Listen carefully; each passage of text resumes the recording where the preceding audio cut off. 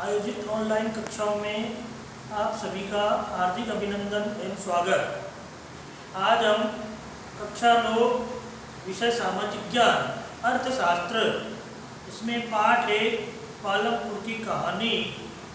इसमें आज अपन पालमपुर में गैर कृषि क्रियाएं यानी पालमपुर में कौन कौन सी कृषि के अलावा और आजीविका चलाने के लिए जो क्रियाएं करते हैं लोग, पालमपुर में गैर कृषि क्रियाएं कहते हैं। पूर्व में हमने कृषि कार्य के लिए पूंजी की आवश्यकता रहती है। कृषि कार्य को करने से पहले क्या क्या कार्य किसान को करने पड़ते हैं, ऐसे एक दो उदाहरणों की जानकारी की थी। जैसे हमने सविता की जानकारी की थी, वो एक लघु किसान है, उसके पास 1 हेक्टेयर से भी कम जमीन है। उस पर कृषि करने के लिए लगभग उसको 3000 रुपये की लागत की आवश्यकता है। इसके लिए वह गांव के जमींदार तेजपाल सिंह के पास जाती है। 3000 रुपये उससे ऋण के रूप में मांगती है, तो पैसे देने के लिए कठोर शर्तें उस पर लागू करता है। जैसे कि 24% की ब्याज दर से उसको ब्याज देना पड़ेगा। अपना काम करने के बाद 100 रुपये मजदूरी के हिसाब से उसके यहाँ पर काम करना पड़ेगा। इस प्रकार की शर्तें वो उसके सामने रखता है। लेकिन अपन जानते हैं कि जिस व्यक्ति को पैसों की आवश्यकता होती है वो पैसे देने वाले व्यक्ति की शर्तों को मानता है। अपन ने देखा था कि पालमपुर में न्यूनतम मजदूरी सरकार के द्वारा 300 रुपये तय की गई है, फिर भी वहाँ पर लोग 160 रुपये में, 200 रुपये में और भी इससे कम रुपए में मजदूरी करने के लिए तत्पर रहते हैं। इसका कारण ये है कि वहाँ पर काम करने वाले लोग ज़्यादा हैं और मजदूरी इसलिए उनको कम मिलती है। आज हम जानकारी करेंगे पालमपुर में गैर कृषि क्रियाएं। पालमपुर में 25% ही लोग ऐसे हैं जो गैर कृषि क्रियाओं में लगे हुए हैं, संलिप्त है। बाकी 75% लोग कृषि पर ही आधारित है, चाहे वो खेती करते हैं, मजदूरी करते हैं, श्रम करते हैं। तो सबसे पहले इसमें है डेयरी, अन्य प्रचलित क्रिया है। वहाँ पर डेयरी से मतलब है कि किसान कृषि के साथ साथ कुछ पशुओं का पालन करता है और पशुओं के पालन करने से उसको दूध प्राप्त होता है। अपने घर के कार्य को पूरा करने के पश्चात जो अधिशेष, जैसे अपन ने कृषि के उत्पादन से संबंधित अधिशेष की जानकारी की थी, ऐसे ही जो अधिक दूध होता है उसको पास अपने गांव जो रायगंज है पालमपुर के पास, उसमें वो बेचता है। वहाँ पर एक शीतलन केंद्र बना हुआ है जिसको अपन गांव में डेयरी बोलते हैं। वहाँ पर दूध संग्रहण केंद्र होता है, उस पर वो अपना दूध बेचता है। उससे जो उसको राशि या धन प्राप्त होता है उससे वो अपने परिवार का पालन पोषण करता है। इसी प्रकार दूसरा कार्य है पालमपुर में लघु स्तरीय विनिर्माण।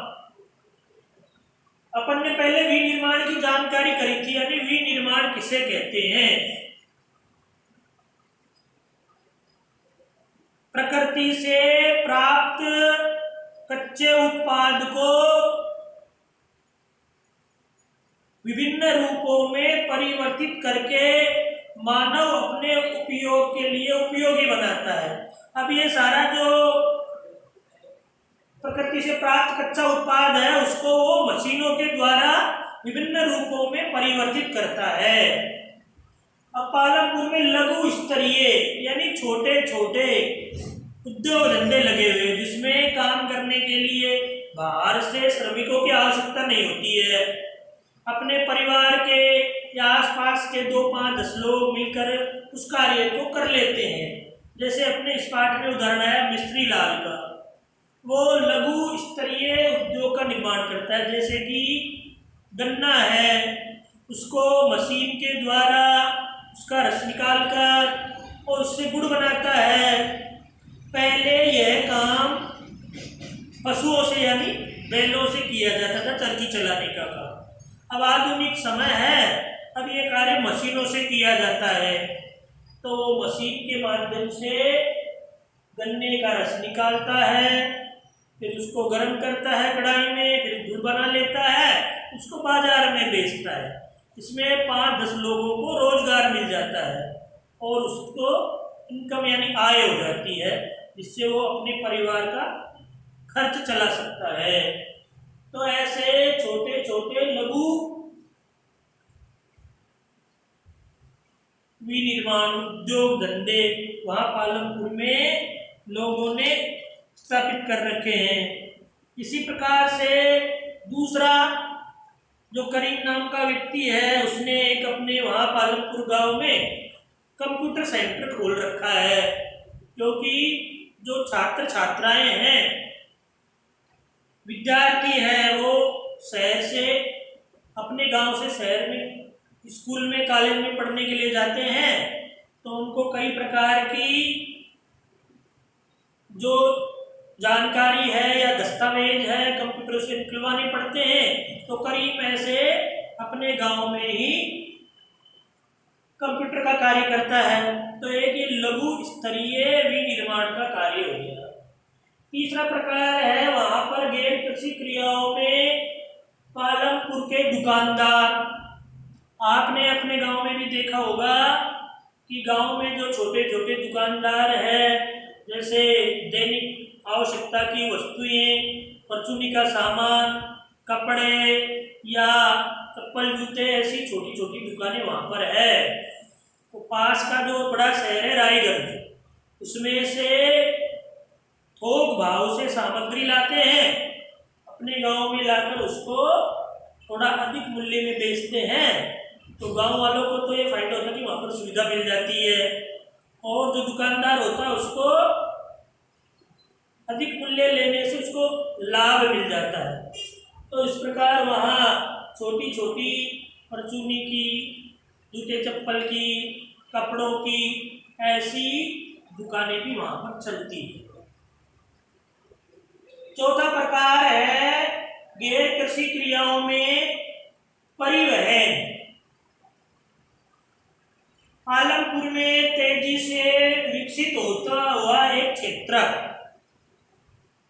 यानी परिवहन के द्वारा, जैसे वहां पर घोड़ा गाड़ी, ऊंट गाड़ी, बैलगाड़ी, ट्रक, ट्रैक्टर, बस, जीप, ये परिवहन के साधन है। परिवहन के साधनों के द्वारा व्यक्ति वस्तु और सेवाओं को एक स्थान से दूसरे स्थान पर आसानी से ले जा सकता, ला सकता है।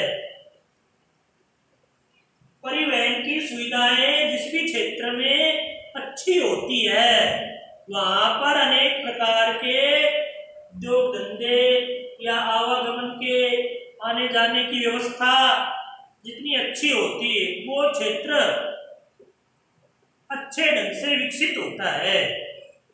तो वहां पर जैसे पालमपुर के लोग अपना जो कृषि कार्य करने के बाद जो उत्पादन होता है अनाज का, उसको अपने बैलगाड़ी में या ट्रैक्टर ट्रॉली में रखकर रायगंज की मंडी में सड़क माध्यम से, सड़क रास्ते से लेकर जाते हैं, उनको आसानी रहती है। ऐसे ही रायगंज में जो पशुपालन करते हैं, दूध बेचने के लिए मोटरसाइकिल पर, साइकिल पर, बैलगाड़ी में लेकर जाते हैं, तो उनको भी आसानी रहती है।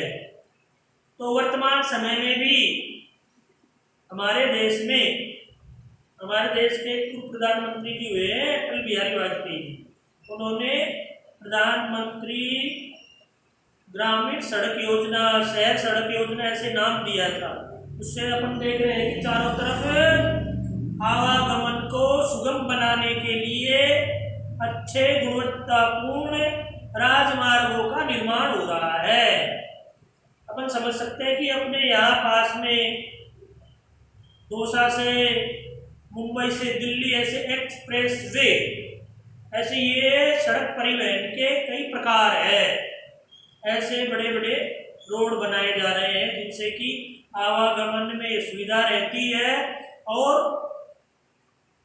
बहुत दूरी पर कम समय में उनसे पहुंचा जा सकता है।